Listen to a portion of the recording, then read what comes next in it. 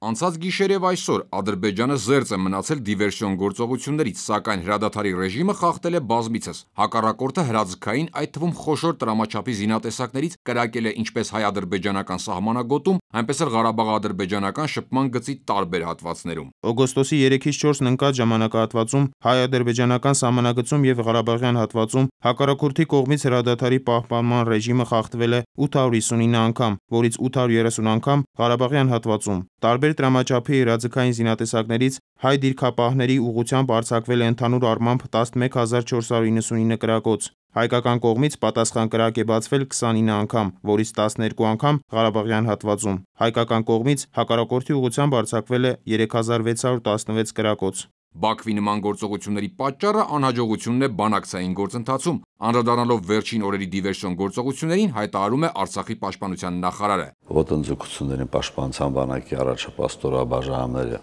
համապատասխան գործողություններով պարտադրել են հակառակորդին, որպեսզի հետ շպրտի եւ զբաղեցնի ելման դիրքերը, դրան հավելյալ պաշտպանության բանակի հատուկ ստորաբաժանումները որոշակի է նաև պատժողական գործողություններ են իրականացրել, փորձելով հակառակորդին բացատրել, որ այս ճանապարհը բերում է նորից 92-94 թվականին։ Առաջին գիծն անխախտ է ու որևէ մեկն ի զորու չէ այն փոխելու, ընդգծում է նախարարը։ Մեր սահմանների փոփոխություն տեղի չի ունենալու։ Եթե փոփոխությունը տեղի ունենա, նա տեղի ունենալու Ադրբեջանի տարածքային ամբողջականության հաշվին։ Ադրբեջանի պաշտպանության նոր նախարար Զաքիր Հասանովը հավակնոտ է։ Մովսես Հակոբյանը նաև դրանով է բացատրում իրավիճակի սրումը։ Իր կայացման հետ է կապված, այս ճանապարհով ինքը փորձում է ցույց տա, որ այս տեսակետից ինքը գերազանցում է նախորդ պաշտպանության նախարարին։ Մասամբ թարմացված սպառազինությամբ, բայց 90-ականների սկզբի ոգով։ Մովսես Հակոբյանն այսպես է բնորոշում ադրբեջանական զինուժի ներկան։ Նույնն է, ինչ եղել է 92-94 թվականին, անպատրաստ, անմտած գործողությունները։ Իդեպ նախարարը տեղեկացնում է, որ ադրբեջանցիները վախենալով խոցվելուց առաջին գծում մարտական հերթապահություն չեն իրականացնում, տեղափոխվել են ավելի խորքեր։ Ցավալի կողմերով հանդերձ ադրբեջանական վերջին սադրանքները ցույց տվեցին մեր զինուժի պատրաստվածության բարձր աստիճանը, նշում է նախարարը։ Որպեսզի մենք բացահայտենք հակառակորդի մտահղացումը, ինչպիսի գործողություններ են իրենք պատրաստ եւ ինչ կարող են անել։ Նաեւ հնարավորություն տվեց, որպեսզի մենք ստուգենք մեր զինծառայողների պատրաստվածությունը եւ պատրաստականությունը։ Պաշտպանության բանակի զինծառայողների ոգին շատ բարձր է, երբևէ այդպիսի աստիճանի չի եղել եւ այսօրվա ցանկացած զինվոր, որը կայնած առաջին գծում պատրաստ է սխալագործություն գործելու եւ հերոսանալու։ Առաջնագծի պահապանների հերոսության արդյունքն առավել քան խոսուն է։ ԼՂՀ պաշտպանության նախարարության տվյալները հուլիսի 28-ից մինչև օգոստոսի 2-ը ժամանակահատվածի վերաբերյալ։ Հուլիսի 28-ին Մարտակերտի ուղղությամբ Ադրբեջանի հատուկ նշանակության ջոկատները տվել են 2 զոհ եւ վիրավորներ ու հետ շպրտվել։ Նույն օրը Մարտունու ուղղությամբ հակառակորդի կողմից ձեռնարկված դիվերսիոն գործողությունների անհաջող փորձն ավարտվել է 1 զոհով ու վիրավորներով։ Հուլիսի 31-ին Գյուլիստանի ուղղությամբ գործող հայկական ուժերը շարքից հանել են 2 ասկյարի։ Պաշտպանության բանակի կողմից օգոստոսի 1-ի լույս 2-ի գիշերը Ասկերանի ուղղությամբ ձեռնարկված կանխարգելիչ գործողությունների արդյունքում հակառակորդը տվել է 9 զոհ եւ 7 վիրավոր։ Իրենց ոտքով փախուստի են դիմել 19 ասկյարից միայն 3-ը։ Նույն ժամանակահատվածում օգոստոսի 1-ի լույս 2-ի գիշերը Մարտակերտի ուղղությամբ հետախուզադիվերսիոն գործողություն ձեռնարկած հակառակորդի շուրջ 50 հոգանոց հատուկ նշանակության ստորաբաժանումը հետ է շպրտվել իր ելման դիրքերը,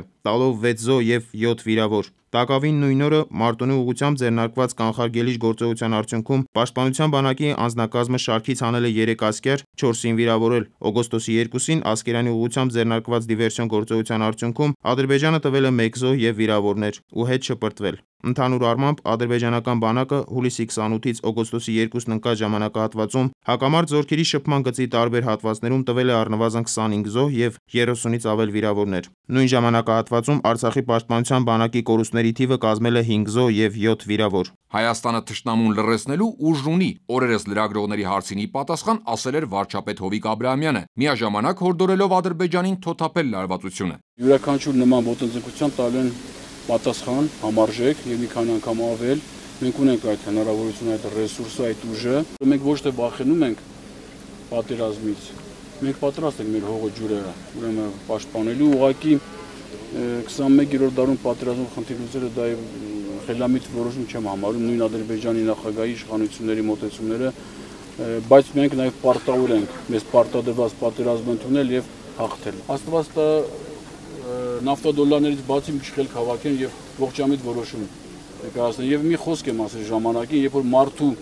հնարավորությունները ֆինանսական իր խելքից առաջ են գնում, այդ մարդը դառնում է շատ վտանգավոր։ Հայաստանի Հանրապետության Պաշտպանության նախարարությունը կրկին հայտարարում է, որ ստեղծված իրավիճակն Ադրբեջանի ռազմաքաղաքական եւ ռազմական ղեկավարության արկածախնդիր, ռազմական տեսանկյունից չէ հիմնավորված եւ վրեժխնդրությամբ տրամադրված քաղաքականության արդյունքն է, որը հանգեցնում է իրենց իսկ ուժերի շրջանում մարդկային զգալի կորուստների։ Հայաստանի Հանրապետության Պաշտպանության նախարարությունն ափսոսում է երկուստեք կորուստների համար, որի ողջ պատասխանատվությունը մնում է Ադրբեջանի ռազմաքաղաքական եւ ռազմական ղեկավարության խղճին։ Ինչպես միշտ, ադրբեջանական ղեկավարության համար սեփական զինվորների կյանքը ոչինչ չարժե։ Մեր ռազմական գերատեսչությունը հիշեցնում է, որ Բաքվի նման գործելակերպը լիովին հակասում է Մինսկի խմբի շրջանակներում հակամարտության կարգավորման բանակցությունների ոգուն ու տրամաբանությանը։ Երևանն ընդգծում է, հրադադարի խախտման ցանկացած դեպք այսուհետ եւս պատժվելու է ամենայն խստությամբ։ Մերոնց խստության ուժն, ինչպես երևում է, Բաքվում սկսում են աստիճանաբար գիտակցել։ Ամեն օր համանախագահող երկրների ղեկավարների հայտարարություններին հակառակ գործող Իլհամը,